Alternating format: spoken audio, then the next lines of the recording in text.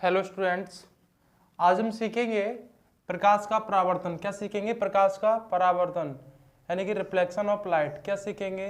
Reflection of light. Reflection of light. Reflection of light. क्या सीखेंगे?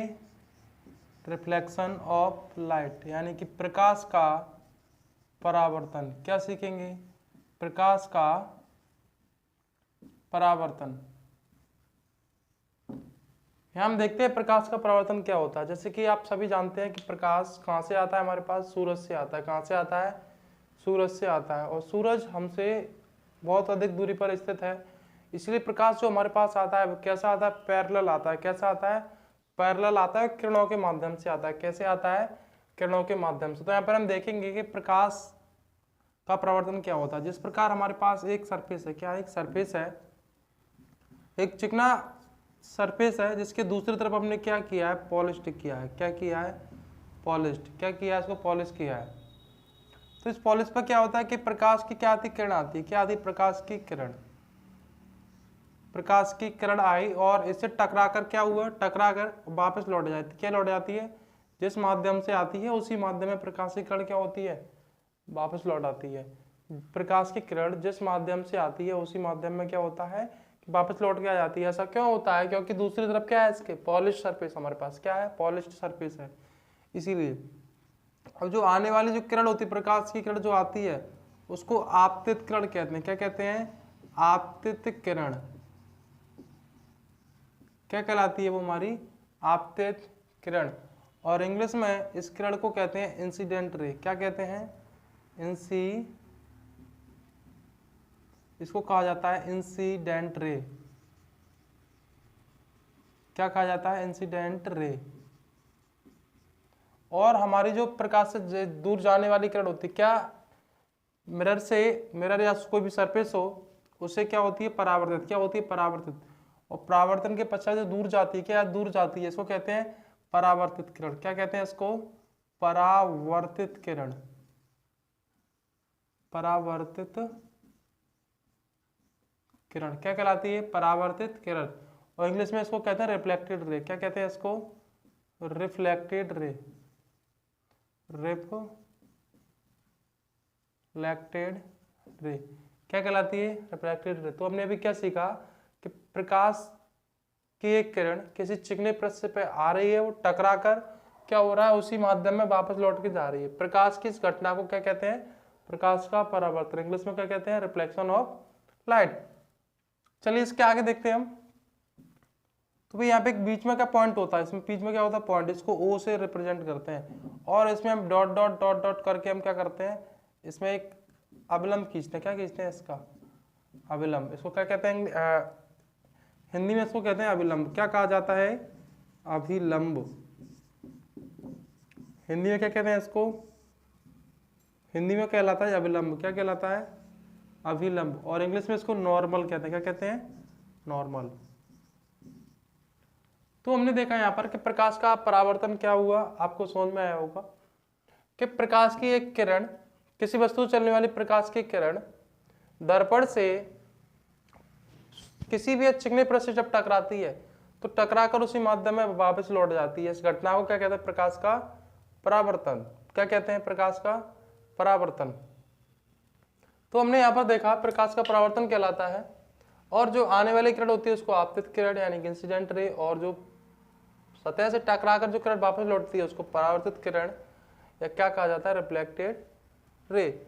अब जो नीचे जो हमने डॉट डॉट करके एक लाइन बनाई है, इसको क्या कहते हैं? हिंदी में अविलंब कहा जाता है और इंग्लिश में इसको नॉर्मल कहते हैं। अब हम देखेंगे नॉर्मल और इंसिडेंट रे के बीच में एक एंगल बनता है। क्या होता है? नॉर्मल और इंसिडेंट रे के बीच में एक एंगल बनता है। इसको हिंदी में आपतन कोण कहते हैं। क्या कहते हैं?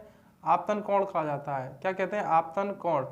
और इंग्लिश में कहते हैं इसको इंसिडेंट एंगल। और नॉर्मल और रिफ्लेक्टेड रे यानी परावर्तित कण के बीच में एक एंगल बनता है जिसको रिफ्लेक्टेड एंगल या परावर्तन कोण कहते हैं। इसको आर से रिप्रेजेंट करते हैं। किससे करते हैं? आर से। आपको यहाँ तक समझ में आया होगा। तो परावर्तन की हम यहाँ पर परिभाषा लिखते हैं। क्या लिखते हैं? परिभाषा। परावर्तन क्या लिखते हैं इधर हम? परिभाषा। चलिए, तो परावर्तन की परिभाषा हमारे पास क्या हो जाएगी कि किसी वस्तु से चलने वाली प्रकाश की किरण किसी वस्तु से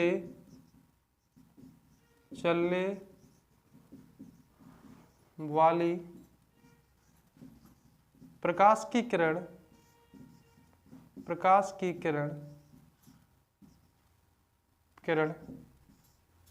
किसी चिकने सतह से टकराकर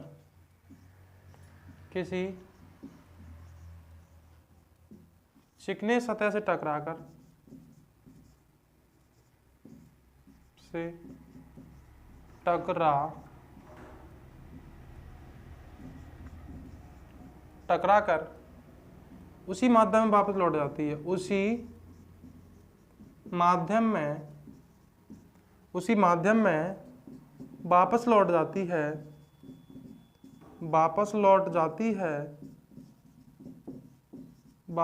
जाती है। इस घटना को प्रकाश का परावर्तन कहते हैं। परावर्तन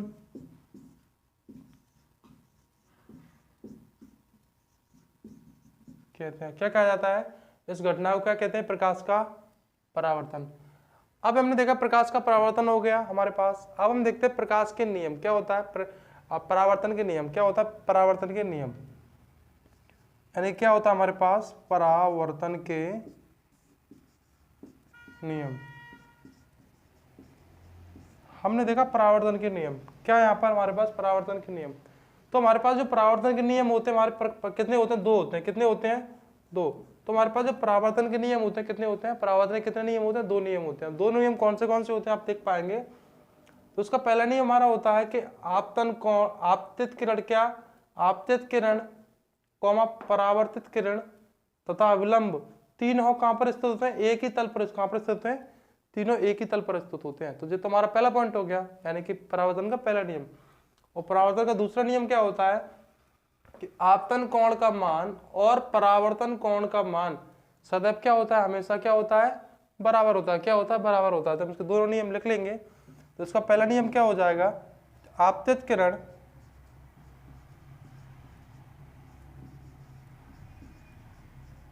आपतित किरण कौमा परावर्तित किरण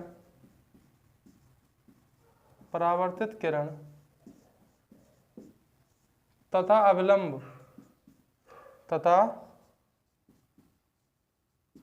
अभिलंब तीनों एक ही तल पर स्थित होते हैं। तीनों एक ही तल पर स्थित होते हैं।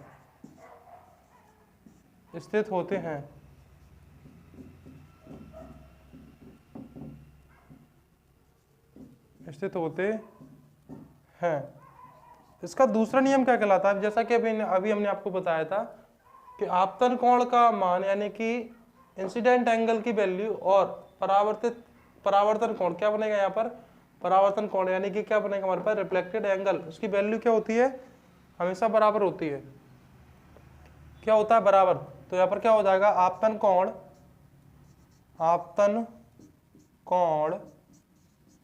और परावर्तन कोण के मान सदैव कैसे होते हैं? बराबर। सदैव बराबर होते हैं। अर्थात क्या होता है? एंगल आई बराबर किसके बराबर होता है? एंगल आर के। यानी कि इंसिडेंट एंगल बराबर होता है किसके? रिफ्लेक्टेड एंगल के। यहां तक आपको समझ में आया होगा। चलिए अब इसके आगे हम समझते हैं। तो एक बार हम इसको फिर रिपीट करते हैं कि हमने क्या सीखा था? प्रकाश का परावर्तन। और प्रकाश का हमारा जो परावर्तन होता है वो क्या होता है कि किसी वस्तु से चलने वाली प्रकाश की किरण किसी चिकने सतह से टकराकर वापस उसी माध्यम में लौट जाती है। इस घटना को क्या कहते हैं? प्रकाश का परावर्तन। और जो किसी वस्तु से किरण हमारे पास आ रही है यानी कि सतह के पास आ रही है वो कहलाती है आपतित किरण, इंग्लिश में इंसिडेंट रे। और किसी सतह से टकराकर जब वापस लौटती है तो परावर्तित किरण कहलाती है, क्योंकि परावर्तन के पश्चात लौट रही है, इंग्लिश में रिफ्लेक्टेड रे। और इसके बीच में एक लाइन होती है, इमेजिनरी लाइन होती है, उसको अविलंब कहते हैं, इंग्लिश में नॉर्मल कहते हैं। फिर हमने देखा परावर्तन के नियम, तो 2 नियम होते हैं। 2 नियम कौन से होते हैं? परावर्तन के 2 नियम होते हैं, और 2 नियम होते कौन से हैं वो भी हम देखते हैं। तो यहाँ पर हमारे पास परावर्तन के नियम भी हो चुके हैं कि परावर्तन के कितने नियम होते हैं, तो 2 नियम होते हैं। इसके बाद हम देखें कि परावर्तन कितने प्रकार का होता है। क्या होता है अभी हमारा परावर्तन कितने प्रकार का होता है? तो परावर्तन के प्रकार, क्या परावर्तन के प्रकार, तो परावर्तन के प्रकार होते हैं। तो परावर्तन हमारा कितने प्रकार का होता है? 2 प्रकार का। कितने प्रकार का होता है? 2 प्रकार का। तो नंबर 1 जो हमारा परावर्तन होता है वो होता है हमारा नियमित परावर्तन। क्या होता है? नियमित परावर्तन।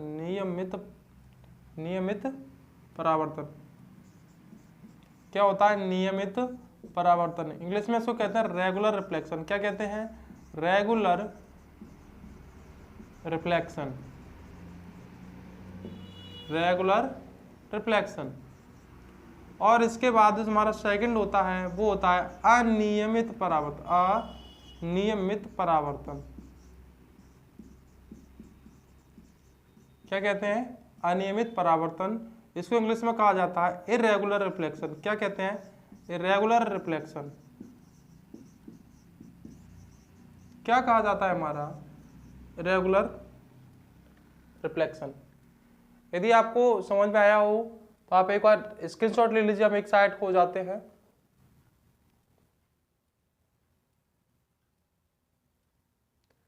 यदि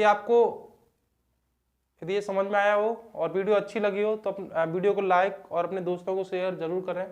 यदि आप हमारे चैनल पर पहली बार आए हो तो हमारे चैनल को सब्सक्राइब करें, और सब्सक्राइब करने के बाद बेल आइकन प्रेस करना ना भूलें, क्योंकि जिससे हमारी वीडियो का आने वाला अगला नोटिफिकेशन आपको प्राप्त हो सके। Thanks for watching.